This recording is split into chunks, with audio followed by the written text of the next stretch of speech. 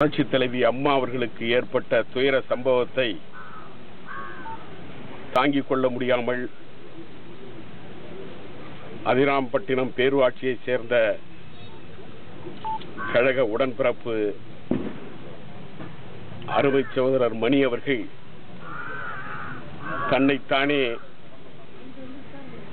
ஆற்றில் குதித்து உண்ணாவிரதம் இருந்த அன்று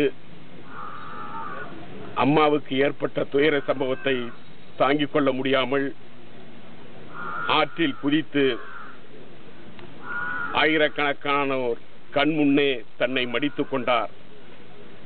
அந்த அருமை சகோதரருக்கு இதய தெய்வம் புரட்சித் தலைவி அம்மா அவர்கள் அனைத்து இந்திய அண்ணா திராவிட முன்னேற்ற கழகத்தின் சார்பில் 3 லட்சம் ரூபாய் நிதியை வழங்க ஆணையிட்டார்கள்.